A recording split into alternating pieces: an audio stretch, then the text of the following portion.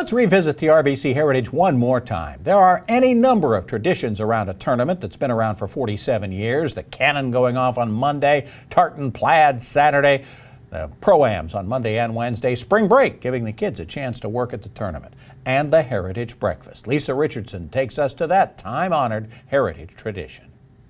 Good morning from the Sonesta Resort for the Christian Heritage Breakfast in its 19th year, where we've had over 500 people join us this morning for this wonderful event.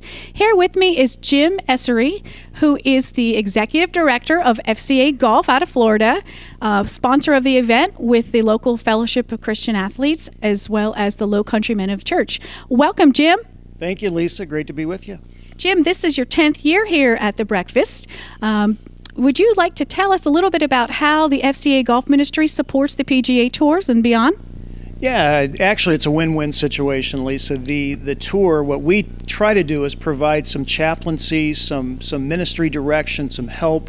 We work with an organization called College Golf Fellowship, who also does a great job in working with college golfers and tour players. The pros, they give back by coming to a breakfast like this, and a gentleman like Ben Martin, who has won on the PGA Tour, kids look up to, they invest back. So it is that win-win relationship. We have the pleasure of having Ben Martin join us, who was the guest speaker this morning at the breakfast. Ben, thank you for joining us. Thank you. Good to be here. I understand you are a South Carolina native.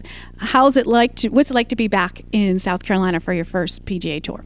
Yeah, I grew up in Greenwood and live in Greenville now, so the tour travels so much. We start the year on the West Coast, Hawaii, then we're in the Florida swing.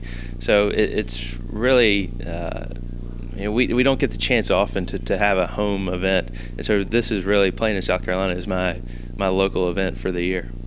That's great. Now, this morning you told us that your first tour win was last year in Las Vegas. Can you tell us how that win has changed your perspective?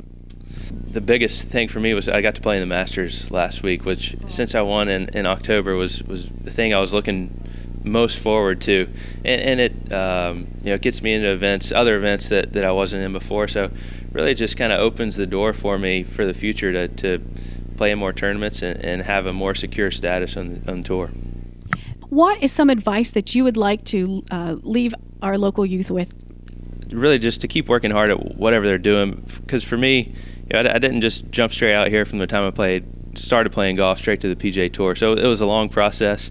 I enjoyed doing it. I think that's one of the reasons I practice so much, because I like being out there. My parents never pushed me into it. And I was lucky to have good parents, and that was a huge key. But just to keep, whether it's golf, it's another sport, it's music, whatever the kids are doing or enjoying, just to keep working at it, and you never know how far it can take you. Absolutely. Well, we thank you for taking time with us this morning, and we'll see you out on the course.